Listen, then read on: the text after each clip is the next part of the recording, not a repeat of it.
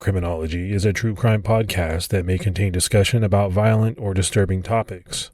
Listener discretion is advised.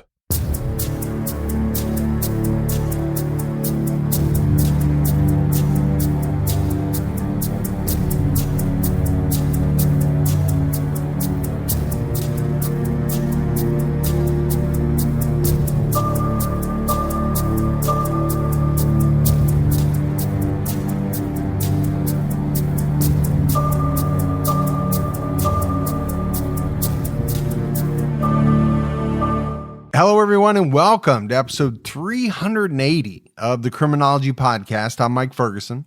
And this is Mike Morford. Mr. Morford, how you doing, buddy? I'm doing pretty good. I'm, doing some projects around the yard and doing some landscape and stuff and just keeping busy with that when I'm not making episodes of Criminology. What have you been up to? Been hanging out with family a lot. The weather's starting to cool down here, at least where I am. Which is kind of nice. We're getting those fall colors, and I love that time of year. I think you and I have talked about it before. The only bad part about fall is that, in the north, you're one step away from cold winter. That's the only bad part. Yeah, and you've got to rake up leaves, too, in a lot of areas. Oh, sure. It all comes with it. Let's go ahead and give our Patreon shout-outs. We had Sonia Bellomini, M. Brad Yorton, and Fearhagen. So a lot of great new support. We really appreciate it. Yeah, that's awesome support. Thank you so much. And for everyone else that supports the show, we appreciate it. If you want to help, head over to patreon.com/criminology to get started. All right, it's time to jump into this week's case. And it's very likely that many of our listeners will be familiar with this one for a couple of reasons. First, because it unfolded recently. And then secondly, it involves the search for a cold-blooded killer that did the unthinkable, murdered his own children. We're talking about Travis Decker. We're going to discuss his shocking crime and then get into the hunt that ensued to bring him to justice. While the ending wasn't the one that, a lot of people had hoped for, others think that it was the perfect resolution.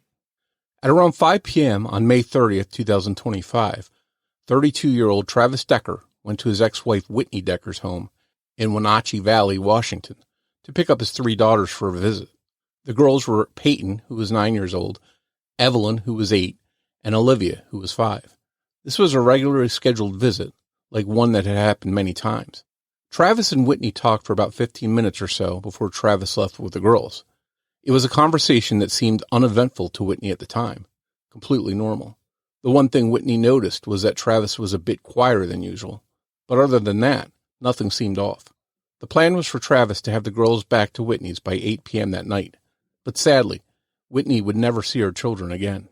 8 p.m. came and went, and there was no sign of Travis and the girls, so Whitney called Travis's cell phone, which went straight to voicemail.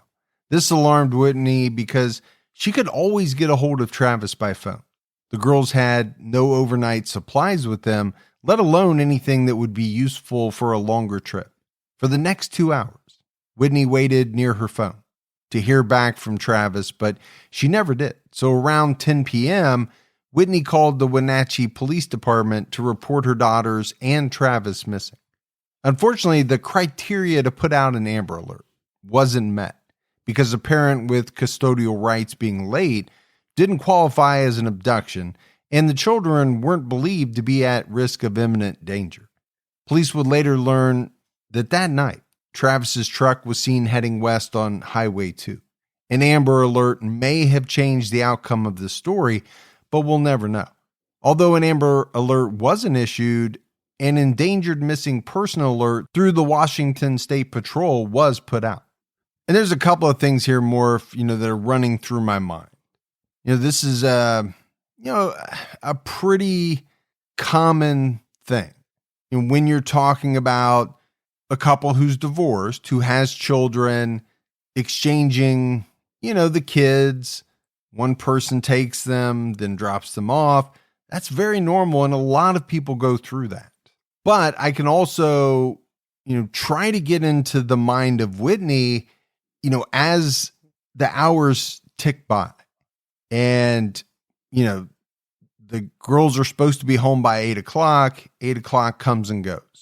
okay, you start to worry a little bit, especially when you can't get a hold of Travis on the phone.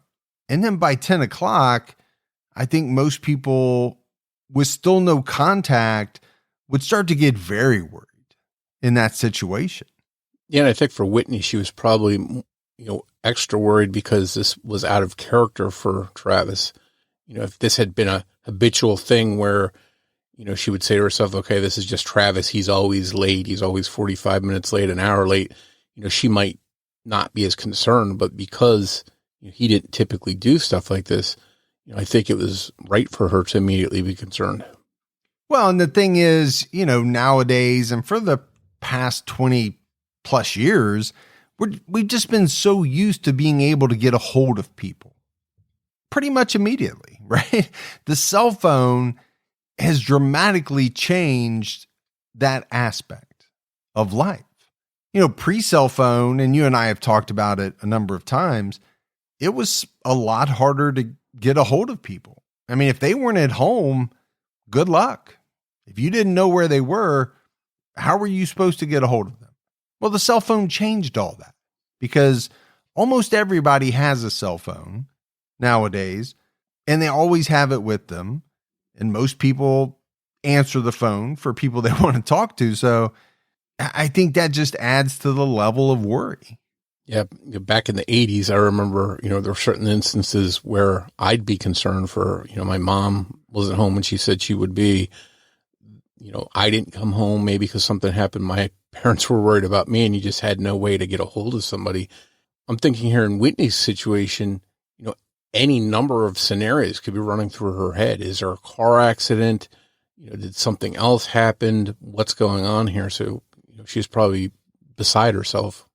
There was no sign of Travis, and enough time passed that police considered him to be on the run, and Travis was officially charged with 3 counts of custodial interference for not returning the 3 girls after the scheduled visitation time was over, and a warrant was issued for his arrest. Whitney was beside herself, wondering what had happened and where her girls were. Police were keeping their eyes open for Travis and his vehicle, a white 2017 GMC Sierra pickup with Washington State plate number D20165C. At approximately 3 p.m. on June 2nd, Travis's truck was located near the Rock Island Campground in Chelan County, Washington. Officers responded to the scene. The truck was empty, so officials began to search the nearby area in the Wenatchee National Forest. It's when these officers searched the area looking for Travis and the girls that they made a shocking discovery. They stumbled upon the bodies of Peyton, Evelyn, and Olivia. There was no sign of Travis. It was immediately clear that the girls were murdered. And just a warning here for listeners, what was done to them was absolutely horrible. All 3 of the girls had plastic bags over their heads. 2 of the girls each had 2 bags, and one of them had 3 bags over her head, and their hands had been bound behind their backs with zip ties. An autopsy would confirm that suffocation was the cause of death for all 3 of the girls. While it seemed likely that Travis Decker was responsible for his daughter's murders, it had to be at least considered that he may have met with foul play. So this search, Morf, is happening over, a 3-day or so period, and the finding of the girls' bodies is just absolutely horrible. I mean, the description of what was done to them, whether you're a parent or not, there's no way to wrap your mind around how someone could do that to 3 very young girls, let alone his own daughters. At this point, they don't know if Travis Decker murdered his girls, but just the thought of it, how could a father do that? Yeah, that just seems like a heinous, terrible thing to do, not just once or twice, but 3 times to 3 different girls. And it just seems like a horrible way to die. I remember watching a movie called One False Move with Bill Paxton and Billy Bob Thornton in it. And there was a similar situation where 3 people were murdered with bags on their head, and it was just horrifying to watch. So I can't imagine in real life what that would be, what it was like for those little girls. And, At this point, they don't know if it was Travis that had done this or if, he too had met with foul play. But I think, the likelihood early on was that he probably was responsible. Detectives went over Travis's truck with a fine-tooth comb searching for clues. The tailgate of the truck had 2 bloody handprints on it. Travis's wallet was on the center console inside the vehicle. A tent was set up nearby, and a cooler was sitting next to it. But Travis was nowhere to be found. By July 1st, DNA analysis had confirmed that the blood left behind in handprints found on the tailgate of Travis's truck belonged to Travis. It was around the same time that DNA taken from the zip ties pointed to Travis and Travis alone. In the minds of police, it was now clear. Travis was responsible for the deaths of his 3 daughters.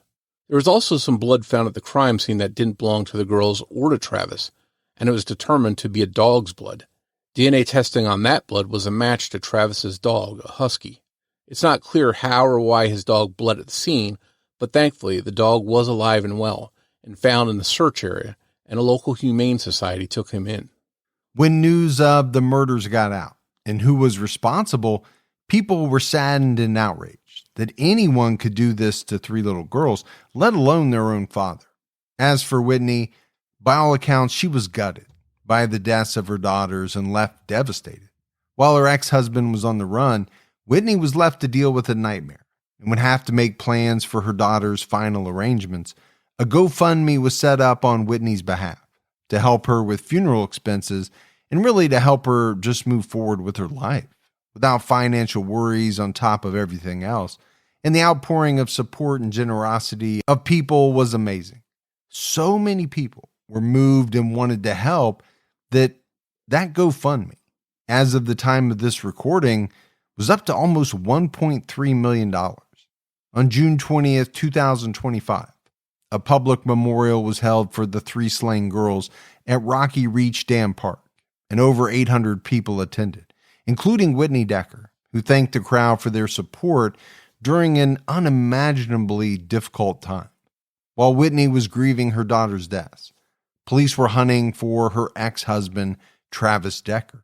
A reward of up to $20,000 was offered by the U.S. Marshals Service for information leading to Decker's arrest.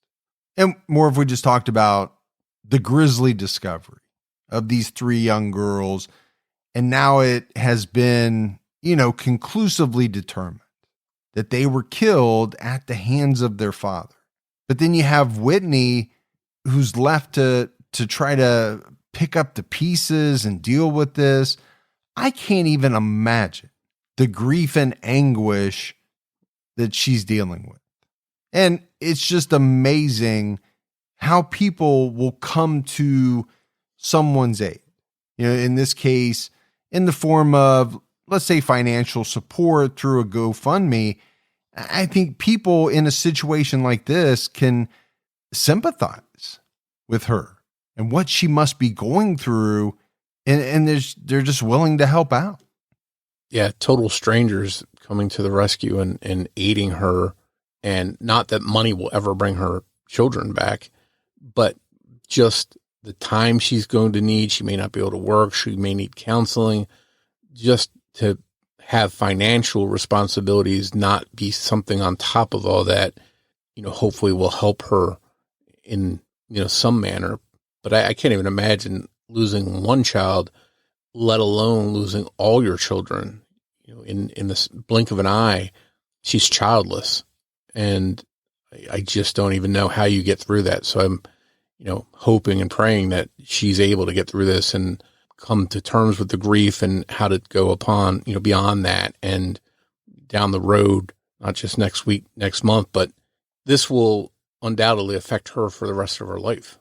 But on top of that, think about the, finding out or learning that the person who took your 3 girls out of this world was this man that you loved, maybe still do on some level, or did. You spent, part of your life with. You got to come to terms with that too. So yeah, unfortunately she is dealing with a lot. I feel for her. According to ABC News, because scent dogs had not picked up any type of cadaver or any type of presence of a deceased body, investigators were working under the assumption that Travis was still alive and on the move, evading detection and staying one step ahead of the ground search. The consensus was that Travis had gone off-grid and tried to survive and avoid people. But if there was anyone who was actually capable of living off the grid for a long period of time, it seems that it was Travis Decker. According to KOMOnews.com, Travis was described as a well-versed outdoorsman who frequently engaged in hiking, camping, survival skill practice, and hunting.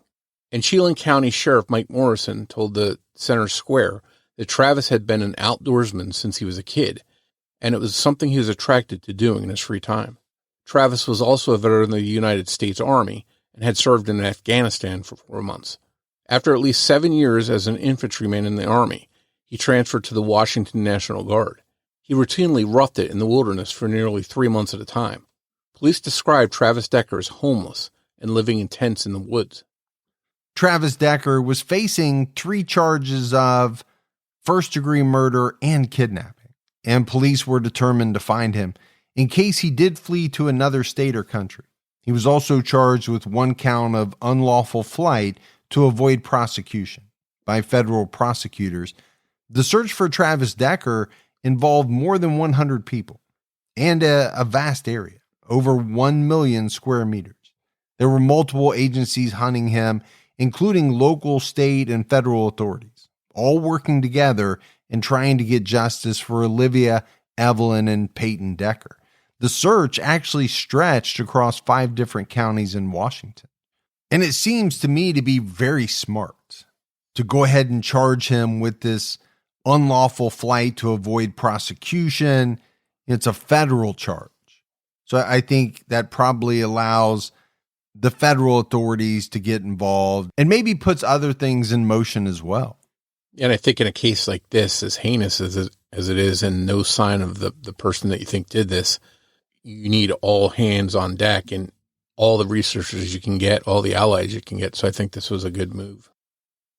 Catitas County Sheriff Clay Myers told ABC News that Travis Decker remains a danger to the public as long as he's at large. We can't and won't quit the search. Chelan County Sheriff Mike Morrison added, "We could be in for a fight for 5 years, 10 years, 20 years, though he admitted that he wanted it to be closer to a couple weeks at the most. He also explained that there would be no giving up when it came to the search for Travis Decker, saying, "It could be a long time, and we're committed to staying with it." Governor Bob Ferguson even called in the Washington National Guard to help search for Travis Decker. Well, I don't think the authorities want to give up on finding anyone who has committed, a crime, let alone a person who killed 3 young girls, his own daughters. I mean, there's just no way that you can give up on finding that individual. And I think saying that this man is a danger to the public, I mean, that's a given, right? If he's willing and able to kill his own daughters, what is he not capable of? Yeah, I think the authorities erred on the right side, the side of caution, just letting the public know, hey, if you see this guy, avoid him and report it. Just like in so many other cases where someone is missing or on the run, authorities had to track down and verify multiple sightings of Travis, not just in the state of Washington, but throughout the country. In July, people camping in the Bear Creek area of the Sawtooth National Forest in Idaho spotted an individual whose appearance seemed to be a match for Travis Decker. The campground where the 3 Decker girls were found deceased was just over 10 miles from the Pacific Crest Trail, which runs from Canada to Mexico. Police learned that Travis had been looking up stuff about moving to Canada, and there's nothing stopping you from walking right over the border near the trail. This is why in early August, authorities worked quickly to act on a report of a sighting of Travis near Snoqualmie Pass in Washington, which the Pacific Crest Trail passes right through. The sighting near the Pacific Crest Trail was after the sighting in Idaho, which authorities did look into and deem unrelated to the investigation. The man who was mistaken for Travis Decker hiking and camping in Idaho was located, so the search returned to Washington. And to me, this is something that comes up in a lot of cases where someone is either missing or on the run. And, during an investigation, all kinds of tips are going to come in.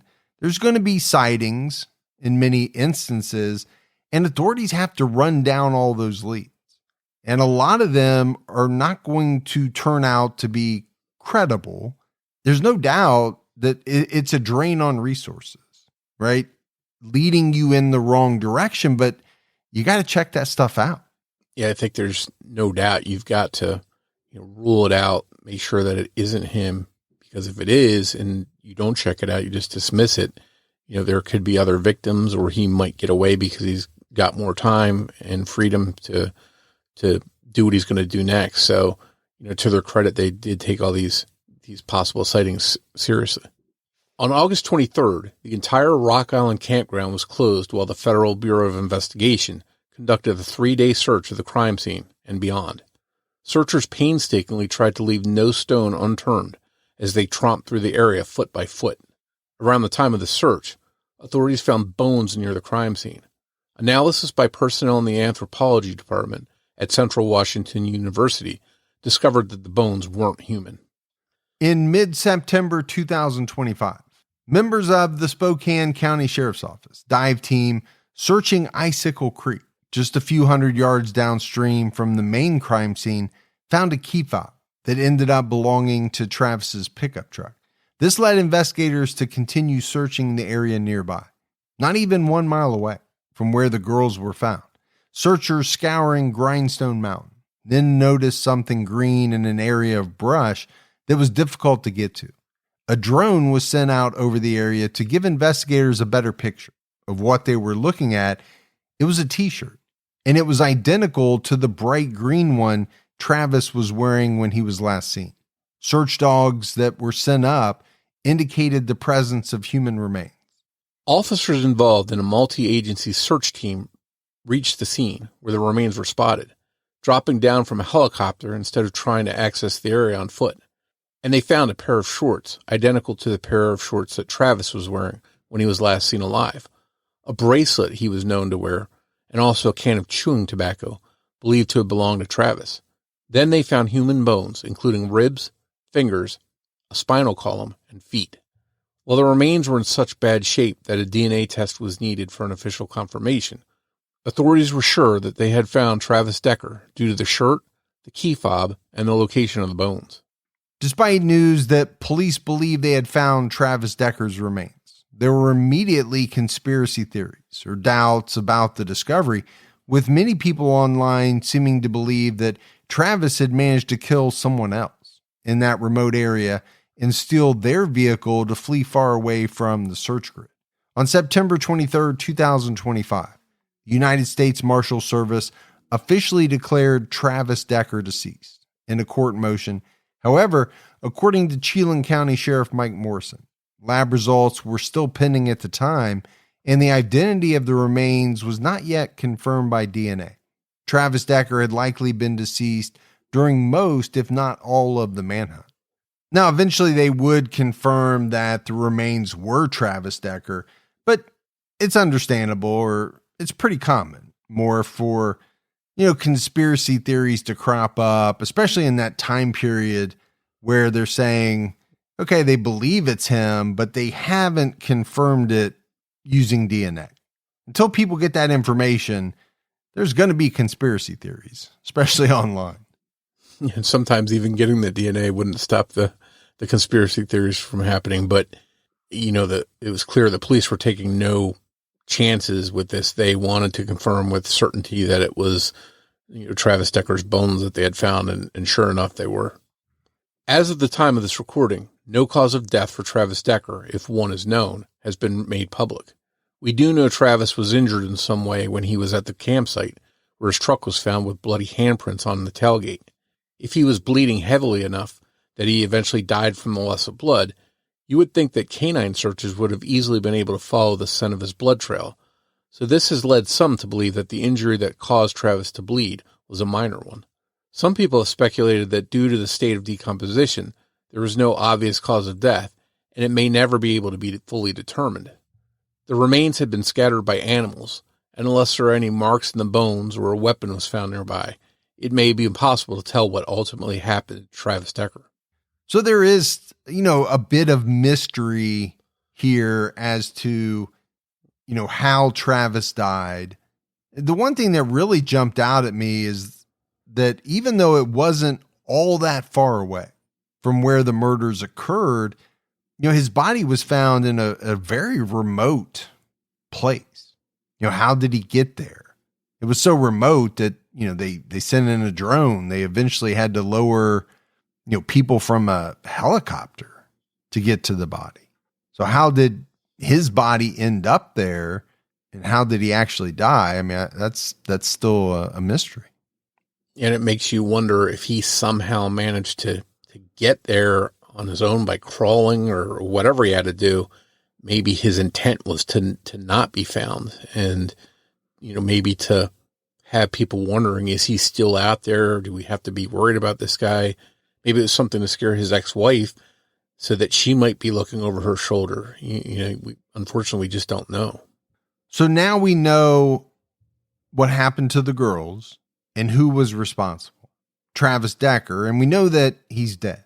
What we don't have at this point, and what we may never get answers to, is why. Why did Travis kill these three beautiful little girls, his own daughters? Travis Decker was reportedly acting erratically. In general, at least 3 days before he picked up his daughters for their final visitation, when he had a very minor run-in with police after rear-ending another car. At the time, he had no insurance, or at least no proof of insurance. Body cam footage shows an officer explaining that he should watch out for a ticket in the mail, for the lack of insurance, and for not keeping enough distance to not hit the car in front of him. It looks to police like Travis was planning something for at least days before the murders. His initial plan may have been to flee the country, potentially after killing his daughters, or maybe he was thinking about bringing them along. We really don't know. The things he was looking up online just point to a quick move to Canada. According to ABC News, he searched for how does a person move to Canada and how to relocate to Canada.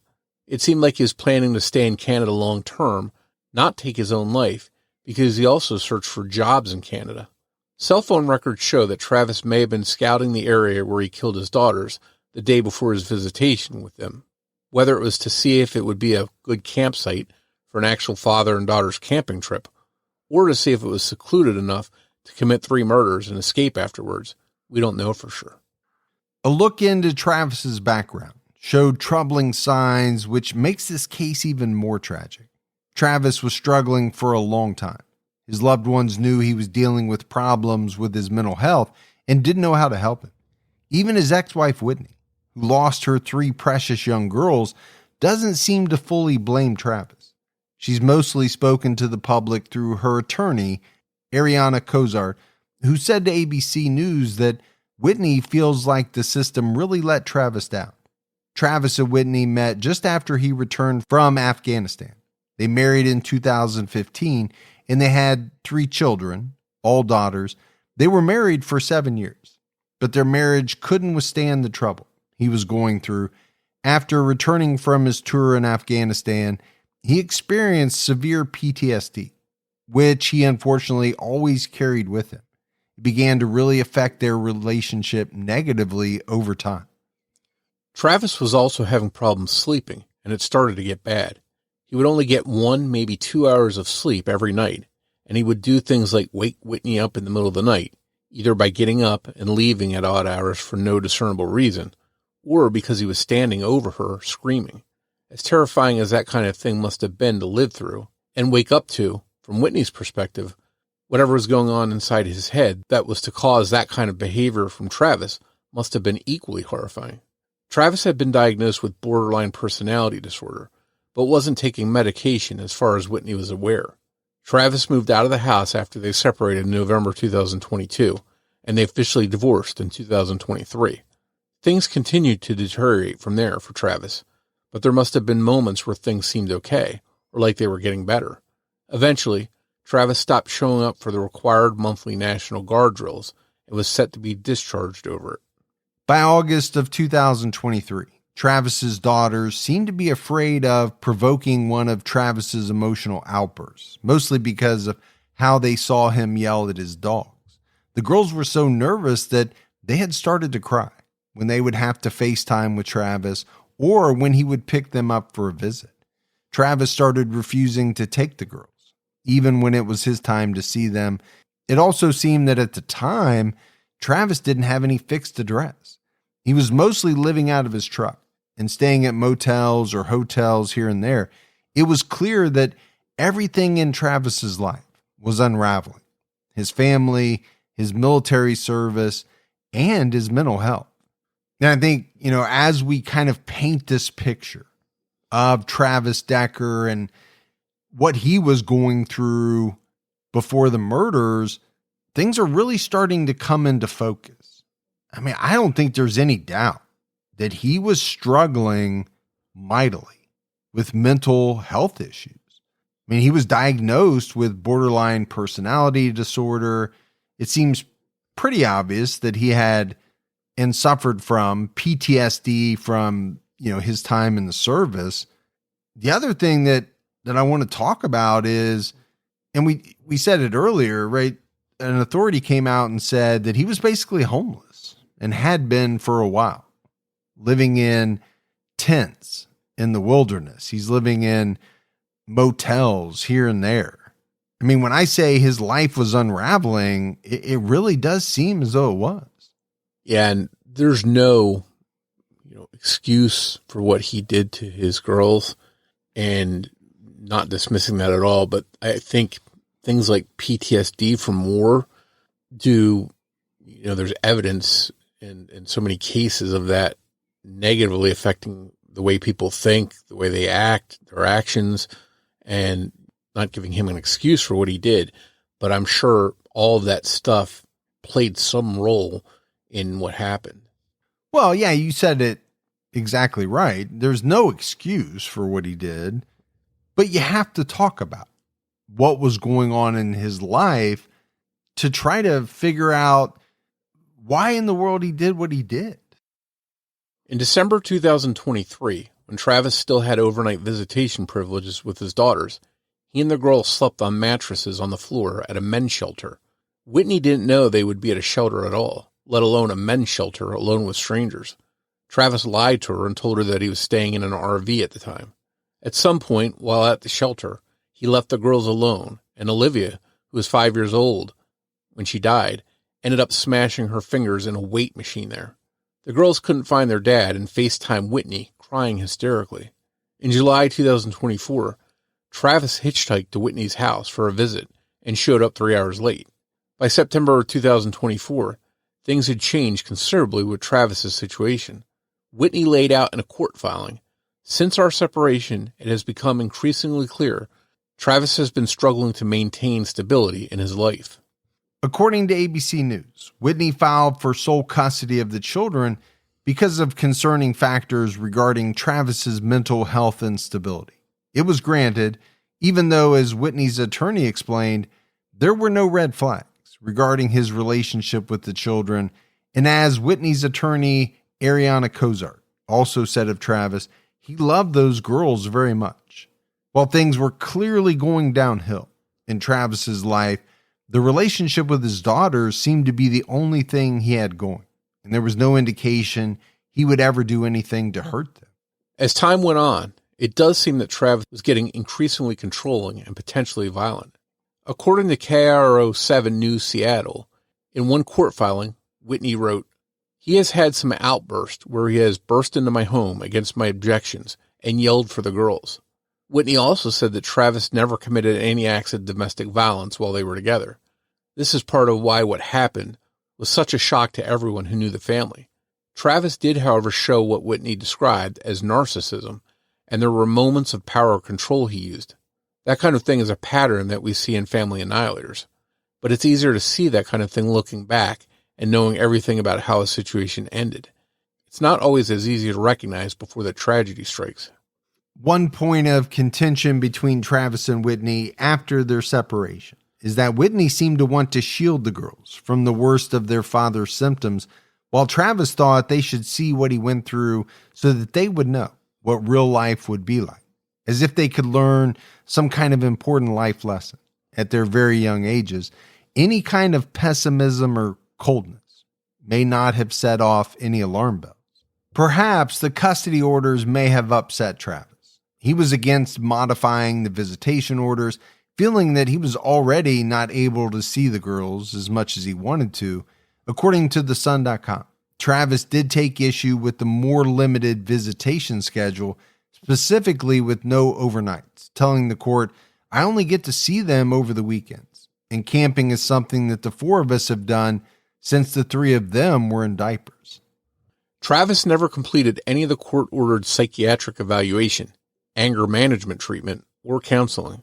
At one point, it does seem Travis was actually trying to help himself and to better his mental health. He had actually been trying to get help for quite some time. According to the Center Square, Whitney's attorney said Travis tried and reached out to several of the mental health resources that are available to veterans. He did all the things, or tried to do all the things that he could, and he wasn't able to get the help he needed, and was never able to get the psychiatric evaluation. I don't know. For me, there's some things that don't seem to quite match up. You have Whitney at times saying that she feels as though the system let Travis down. Her attorney saying that he did everything he could, right, to get the mental health help he needed. But then, he doesn't complete any of the court-ordered psychiatric evaluations or anger management treatment, any type of counseling. So I don't know if those were just in different time frames, if his mental health had deteriorated at the time that it became court ordered. It's a little confusing. Yeah, and I wonder if some of that is maybe, he recognized he needed help and asked for it, but then when he had a chance to get it, he didn't respond to it, because I know that can happen a lot of times. Just because somebody knows that they need help, they don't always follow through with the steps to get it. But you would hope that a veteran, an Afghanistan veteran coming back, demonstrating these problems, you'd think the help would be available to him. And, whatever happened that he didn't wind up getting it, whether it was a failure on the system's part of him not getting it, or he didn't follow through long term to get the help he needed, we just don't know that part. We do know that Travis wouldn't sign the new parenting plan agreement, and it had only been about 6 months since it was forced on him. Had he just been stewing and plotting that whole time? Or did the situation finally just get to him and he snapped? Things hadn't improved since the divorce. They just kept getting worse. Travis was a member of Carpenters Local Union 59 out of Spokane and had most recently worked as a second-term apprentice carpenter. However, his membership was suspended early in 2025. Perhaps this was the final straw for Travis. There are some people who, in the aftermath of this tragedy, have said that Whitney should have decided to keep the children away from Travis, even though he was granted visitation. But it's not likely that this would have prevented anything from happening. If anything, there may have been even more victims if he had to grab the girls by force when they were out in public or break into their home in the middle of the night. And keeping the girls from him may have even upset him and set him off sooner. And for much of their separation, the girls wanted a relationship with their father. They loved to see him, were happy when he showed up to any of their events or outings, and like most young children, wanted their dad in their lives. So it's likely Whitney didn't want to stand in the way of them having a relationship with their father. Yeah, and it's really tough to fault Whitney. I understand people can question it, but if the guy had visitation rights, what is she supposed to do? Just unilaterally say, no, you can't see them? She would be going against the court at that point. And it also seems like Whitney had never heard a direct threat against the girls, or, it didn't seem to her, at least, that although his life was unstable, it didn't seem like he was a risk to the girls. So, I think she saw no reason to keep them apart, despite what Travis was going through. And, I feel like if she would have spotted any of that stuff, she probably would have spoke up and said, no, he can't see these kids because he did X, Y, or Z. Whitney's apparent lack of anger is surprising to many. If you look up this case online, you'll see a lot of strangers declaring that they're happy Travis was found dead and hoping that he suffered before he passed, as well as a lot of name calling. But you don't see any of that from Whitney. And she's the one living through the nightmare and going through each day with a tremendous amount of grief.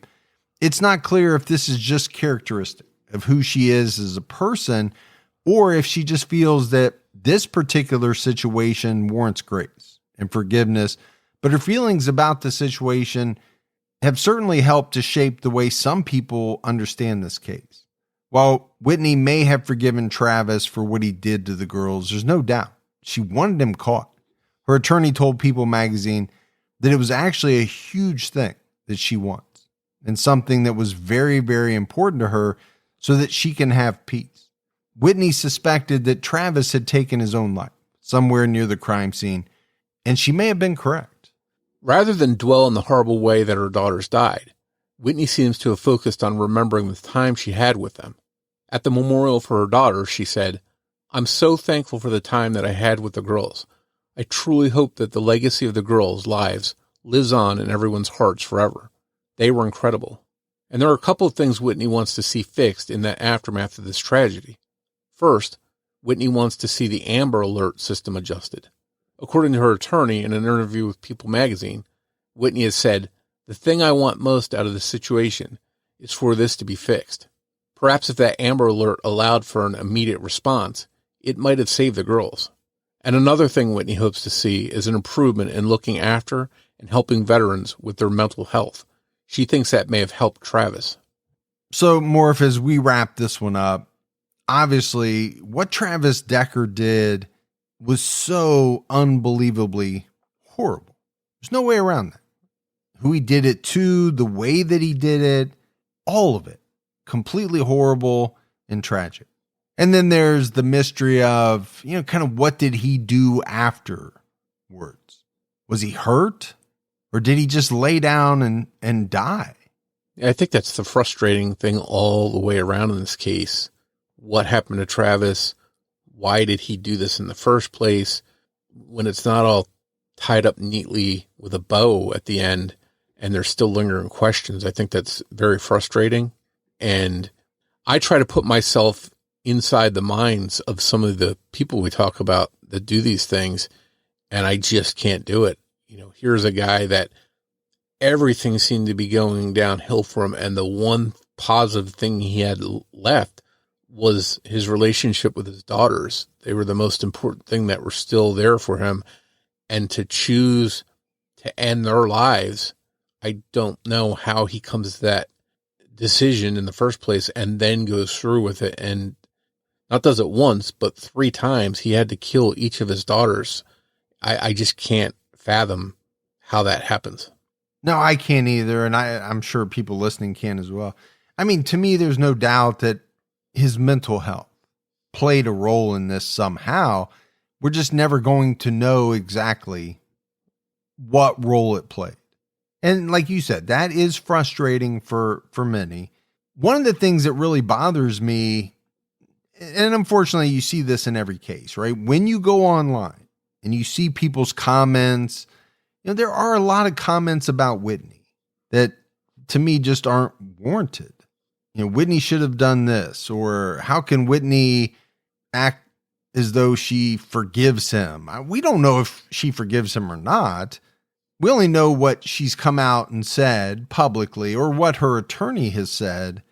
And, some people can forgive while others can't or don't believe that the person should be forgiven.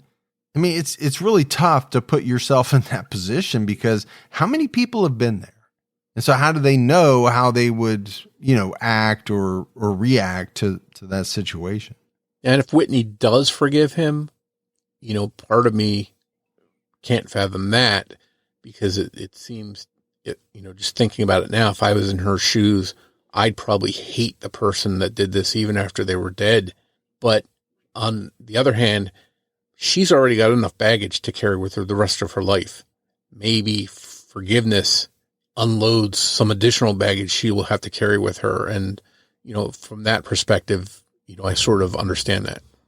Yeah, my thought is she's the one that's dealing with it. So however she chooses to deal with it, that's up to her.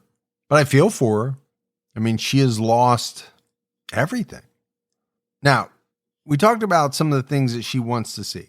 Because I do feel as though, because she said it, she thinks, Travis not getting the mental health help he needed played a role. So she wants to see that improve.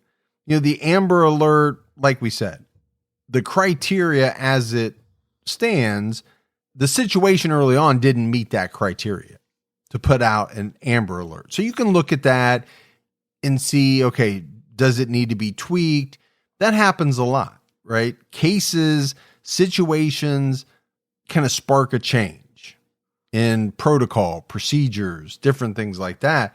But like we said earlier, I mean, there's no guarantee that putting the Amber Alert out would have prevented this.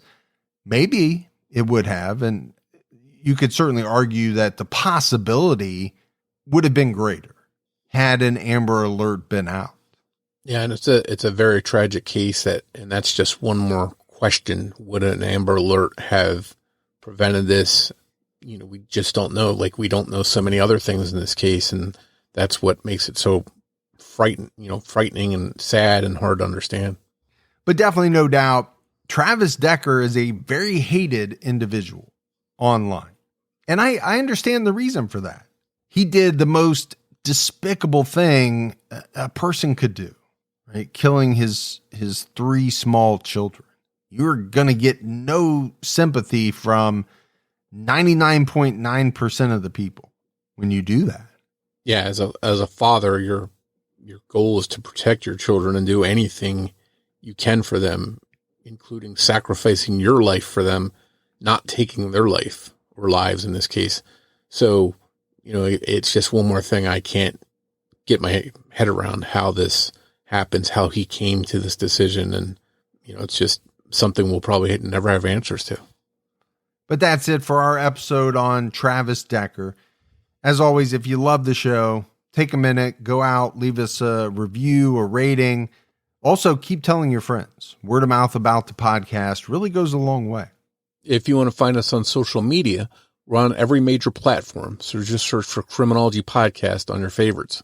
You can also go to our website, criminologypodcast.com, to get more information about the show and listen to old episodes. And if you want to join our Facebook discussion group, head over to Facebook and search for Criminology Podcast Discussion and Fans. So that's it for another episode of Criminology, but Morf and I will be back with all of you next Saturday night with a brand new episode. So until then, for Mike and Morf, we'll talk to you next week. Take care, everyone.